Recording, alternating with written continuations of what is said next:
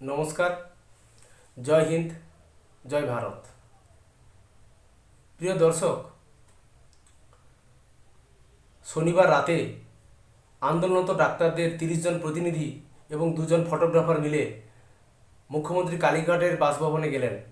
সেখানে তাদের যে ৫ দফা দাবি ছিল, সেই দাবিগুলি নিয়েই তারা কিন্তু সেখানে উপস্থিত হয়েছিলেন। সেখানেও কিন্তু পূর্ববর্তী দিনের ন্যায় ওই লাইভ স্ট্রিমিংয়ের তত্ত্বেই কিন্তু সেখানেই আটকে গেছে। সেখানেই সভাটাকে কিন্তু প্রায় থমকে দাঁড়িয়েছিল। সেখানে আন্দোলনরত ডাক্তাররা তাদের লাইভ স্ট্রিমিং এবং রেকর্ডিং সমস্ত তথ্যকে তারা সরিয়ে শুধুমাত্র ৫ দফা দাবির ভিত্তিতে আলোচনাও চেয়েছিলেন। এবং যে আলোচনাটা হবে সেই আলোচনার বেসিসে যে কাগজপত্র, যে দাবি দাওয়া নিয়ে যে আলোচনাটা হবে, সেই আলোচনার ভিত্তিতে উভয় পক্ষ, সরকার পক্ষ এবং আন্দোলনকারী পক্ষের উভয়েরই সই থাকবে, এইরকম একটা সহমতের ভিত্তিতেও তারা আলোচনা চেয়েছিলেন। এই জন্য তারা আলোচনার জন্য মাত্র ৩০ মিনিট সময় চেয়েছিলেন, যে আমাদের ৩০ মিনিট সময় দেওয়া হোক, আমরা নিজেদের মধ্যে আলোচনা করি, আমরা অবশ্যই সরকারকে জানাবো বৈঠকে বসছি কখন। কিন্তু সরকারের পক্ষ থেকে সেই ৩০ মিনিটও দেওয়া হয়নি। তাদেরকে সেই বৃষ্টি ভেজা রাতে তারা দাঁড়িয়েছিল। সেখানে তাদেরকে বলা হলো, হঠাৎই তাদেরকে বলা হলো স্বাস্থ্য প্রতিমন্ত্রী চন্দ্রিমা ভট্টাচার্যের পক্ষ থেকে, যে যাও, আলোচনা হবে না, অনেক তোমাদের জন্য অপেক্ষা হয়েছে, আর আলোচনা নয়, কোনো আলোচনা হবে না। এর কারণ কি?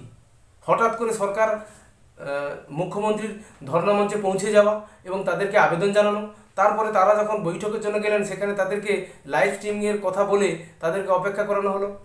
সে তত্ত্বে তারা থাকলো না, পরে তারা ওখান থেকে বেরিয়ে গেল এই তত্ত্ব থেকে। এর কারণ কি? এর একটা যোগসূত্র কিন্তু দর্শক রয়েছে।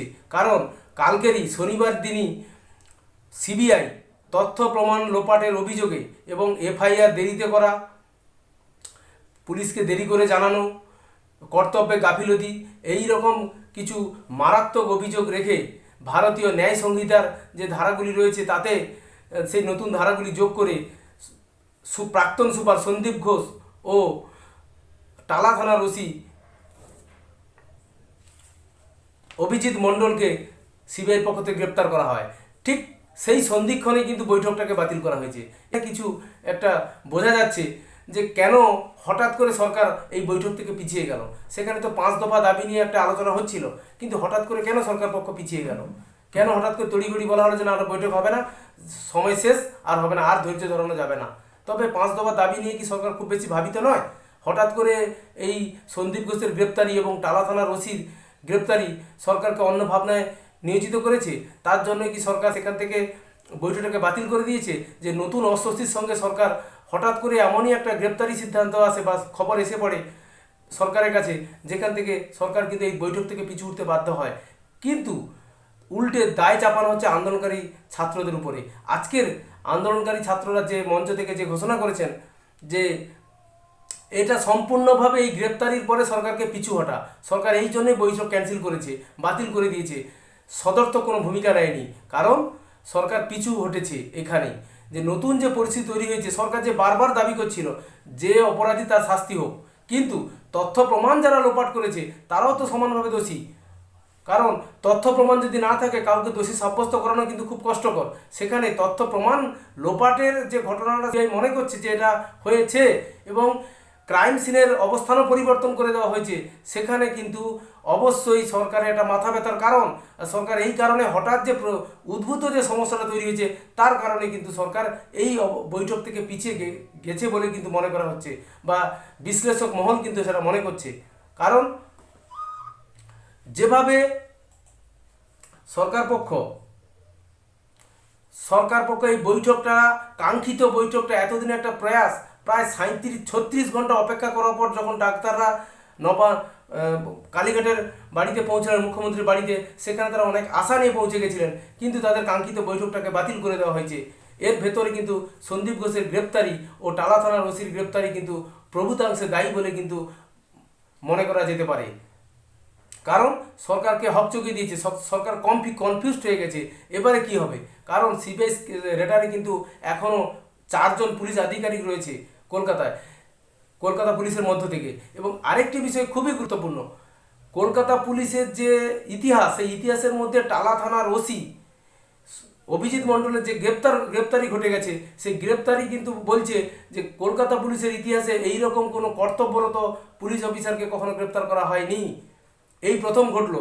এবং টালা থানার ওসি যেভাবে নিজের শারীরিক অসুস্থতাকে প্রমাণ করার জন্য বারবার বেসরকারি হাসপাতালের হন্যে হয়ে ঘুরে বেড়েছেন, কিন্তু কোথাও ভর্তি হতে পারেনি। শেষে তিনি পুলিশ হসপিটালে ভর্তি হয়েছিলেন, কিন্তু সেখানে দেখা গেছে যে ছবিতে তিনি বসে বসে মোবাইল ঘাঁটছেন। তবে কি শুধু গ্রেপ্তারি এড়াতে বা এই অস্বস্তিকর প্রশ্ন থেকে বা তদন্ত থেকে বাঁচতেই তিনি এক প্রকার এই অসুস্থতা নাটক করেছিলেন? এটাও কিন্তু জনমানুষের প্রশ্ন হচ্ছে। মানুষ কিন্তু আন্দোলনকারী সঙ্গে সম্পৃক্ত হয়ে মানুষও মনে করছে যে এখানে তথ্য প্রমাণ হ্যাম্পারিং করা হয়েছে।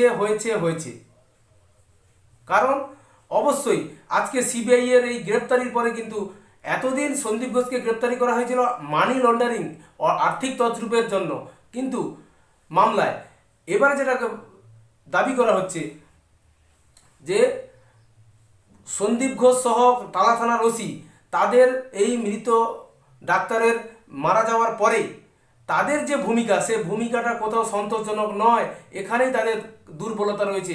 তার কারণেই কিন্তু আজকের এই জায়গাটাকে আন্দোলনটা এমন একটা জায়গায় গেছে, সেখান থেকে ফিরে এসে ডাক্তাররা যে আন্দোলন ডাক দিয়েছেন, একটা মহা মিছিল, কলকাতায় দেখা গেল একটা মহা মিছিলের পরিবেশ। সেখানে প্রাক্তন সেনাকর্তারা, তার পরিবারও অংশগ্রহণ করেছে এবং যারা মায়েরা, প্রবীণা যারা মায়েরা, তারাও এখানে অংশগ্রহণ করেছে। ভাবুন যে এক ডাক্তারদের যদি শুধু একটাই আন্দোলন হতো, সেখানে কিন্তু শুধু ডাক্তারের ভূমিকা থাকতো, এত বড় মহামিছিল কিন্তু দেখা যেত না। এর কারণ কি? মহামিছিল হওয়ার পিছনে যে ভূমিকাটা, মানুষের নৈতিক সমর্থন কিন্তু আছে। এবং মধ্যবিত্ত পশ্চিমবাংলার যে মধ্যবিত্ত শ্রেণী এতদিন যে চুপ করেছিল, তারাও কিন্তু আজকে জাগ্রত, তারাও আন্দোলনে সামিল হয়েছে। সরকার হয়তো অনেক ক্ষেত্রে ভেবেছে যে নিম্ন যারা রয়েছে, নিম্নবিত্তের মানুষ, তারা কিন্তু এতটা নিয়ে ভাবিত নয়, তারা কিন্তু যথেষ্ট চুপচাপই থেকেছে। কারণ খেটে খাওয়া জীবনে তারা আন্দোলন করে কী লাভ, তাদের মধ্যে একটা সেই ভাবনাটা এসছে, বা তারা সেইভাবেই কিন্তু চুপচাপ আছে। কিন্তু মধ্যবিত্ত শ্রেণী যেভাবে পিছিয়ে আছে, কারণ গত যে লোকসভা নির্বাচনে দেখা গেছিল তৃণমূল কংগ্রেস লোকসভায় শহরাঞ্চলে কিন্তু বিপুল ধসের সম্মুখীন হয়েছে। কারণ নাগরিক সমাজ, শহর জীবনের ক্ষেত্রে যে নাগরিক সমাজের মধ্যে যে সরকারের গ্রহণযোগ্যতা, সেখানে কোথাও হ্রাস পেয়েছে, কিন্তু গ্রামীণ এলাকায় সেখানে তৃণমূলের শক্তি আগের মধ্যেই থেকে গেছে। এখন যেভাবে মধ্যবিত্ত শ্রেণী নিরাপত্তার এবং কিছু গাফিলতির প্রশ্নে আজকের ন্যায় বিচারের দাবিতে সরকারের বিপক্ষে যাচ্ছে, সেটা কিন্তু সরকারকে যথেষ্ট মাথা ব্যথার কারণ হয়ে দাঁড়িয়েছে। আগামী মঙ্গলবার সুপ্রিম কোর্টের শুনানি রয়েছে। সেখানে কিন্তু দর্শক একটা জিনিস মনে হচ্ছে যে নবান্নতে যে বৈঠক আয়োজন করেছিল, সেই নবান্ন সভাঘরে তার ফাঁকা যে সভাঘরের যে ছবি, মুখ্যমন্ত্রী এবং তার সচিব এবং চন্দ্রিমা ভট্টাচার্য বসে আছেন, আর কেউ সেখানে নেই, অথচ সেখানে তিনি বসে আছেন, সভা করতে চান, কিন্তু আন্দোলনকারী জুনিয়র ডাক্তাররা কিন্তু চাননি। এই হিসাবেই কিন্তু সেই ছবিটা কিন্তু সুপ্রিম কোর্টে দেখানো হতে পারে।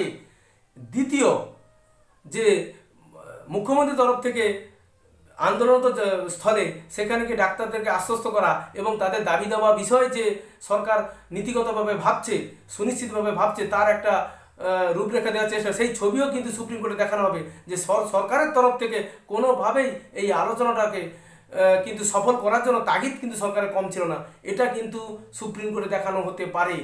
তৃতীয় যেটা ঘটনা ঘটছে, সেটা হচ্ছে কালীঘাটের যে অপেক্ষামান মুখ্যমন্ত্রীর যে ছবি, সেই ছবিও কিন্তু সুপ্রিম কোর্টে দাখিল করা হতে পারে। যে আন্দোলনরত ডাক্তারের সঙ্গে আলোচনার ক্ষেত্রে সরকার কতটা সদর্থক, কতটা এগ্রি ছিল, উৎসুক ছিল, সেটাও কিন্তু প্রমাণ করার একটা চেষ্টা কিন্তু অবশ্যই হবে বলে কিন্তু মনে করা হচ্ছে। কারণ সরকারের ইচ্ছা থাকলেও কিন্তু এই আন্দোলনের উপর বল প্রয়োগ করতে পারছে না। উত্তর যেখানে মানুষের জনসমর্থন সেখানে বাড়ছে, আজও টানা 37 দিন ধরে ডাক্তার বাবুরা রাস্তায় বসে আছেন। কোনো আন্দোলন 37 দিন চলতে পারে রাজনীতির রং ঢং পতাকা ছাড়া? তবে কতটা মানুষের জীবনে এই বিরূপ প্রভাব পড়েছে, এই সিন্ডিকেট, এই থ্রেট কালচার, এবং যেভাবে একটা সত্য ঘটনা, একটা নৃশংস ঘটনাকে চেপে দেওয়ার যে প্রবণতা, তার বিরুদ্ধে কিন্তু মানুষের ক্ষোভ উত্তরোত্তর বাড়ছে এবং জনসমর্থন বাড়ছে। এটাও কিন্তু সরকারের এক যথেষ্ট মাথা ব্যথার কারণ। আগামীতে সরকার কী ভূমিকা নেয়, সেদিকেও কিন্তু আমাদের একটা চোখ থাকবে। সিবিআইকে তারা ধন্যবাদ জানাচ্ছেন। সিবিআই এই অভিজিৎ মণ্ডল, টালা থানার ওই অভিজিৎ মণ্ডল ও প্রাক্তন সুপার সন্দীপ ঘোষকে যে অ্যারেস্ট করার পরে যে উচ্ছ্বাস তাদের চোখে পড়েছে, তারা যেন কিছুটা ন্যায় বিচার দিকে এগিয়ে গেছেন। তারা যে দাবি করছিলেন বারবার যে তথ্য প্রমাণকে নষ্ট করে দেওয়া হয়েছে এবং সন্দীপ ঘোষের বিরুদ্ধে যে অভিযোগটা এসছে, তিনি যেভাবে পিডব্লিউডিকে নির্দেশ দিয়েছিলেন, অর্ডার দিয়েছিলেন স্বাস্থ্য সচিবের মত অনুসারে যে কিছু সংস্কারের প্রয়োজন আছে আরজিকর মেডিকেলে 10 তারিখ, তার কিন্তু চিঠিটাও কিন্তু সংবাদ মাধ্যমের হাতে এসছে। আমরা অবশ্যই সেটাকে আপনাদের ডিসপ্লেতে রাখবো যে কিভাবে একটা ক্রাইম সিনের পরে সেখানে জায়গাটাকে সংরক্ষিত না করে তার জায়গাটাকে সম্পূর্ণভাবে বিলুপ্ত করা। কোথায় যে অ্যাকচুয়ালি ঘটনা ঘটেছিল এখনও মানুষ সন্দিহান। এফআইআরে দেরি, সপ্তাহে তাড়াহুড়ো, বাবা মাকে দেখতে না দেওয়া, 3 ঘন্টা ধরে বসিয়ে রাখা, সব কিছু নিয়ে একটা তালগোল পরিবেশে তৈরি করে দেওয়া হয়েছে। সেখান থেকে বাঁচতে গিয়ে আজকে এই সমস্ত অস্বস্তিকর প্রশ্নের মুখ থেকে চলে যেতেই কি এই বৈঠকগুলোকে বাতিল করা হয়েছে বারবার। কিন্তু সেটাকেই বৈঠকের জন্য যে সরকার কতটা সদর্থক সেই রকম একটা ভাবনা বা প্রকাশ কিন্তু যে ছবিগুলোর মাধ্যমে সুপ্রিম কোর্টের অবশ্যই সেটাকে পেশ করা হতে পারে।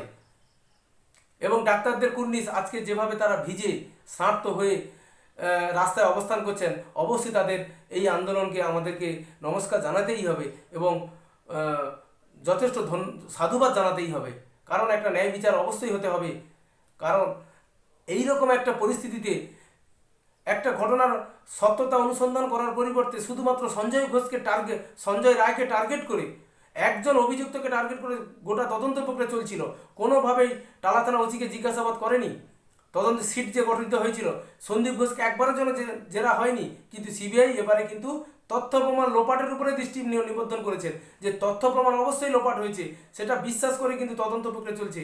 আগামী দিনে সিবিআই কিন্তু তদন্তের জালটা কতদূর গোটাতে পারে এবং কোন কোন প্রভাবশালীতে উঠে আসতে পারে তার পুঙ্খানুপুঙ্খ বিশ্লেষণ আপনার সামনে তুলে ধরবো। ততক্ষণ আপনাদের সামনে বিদায় নিচ্ছি। কাকদ্বীপ টিভির পক্ষ থেকে আমি প্রতাপ। নমস্কার।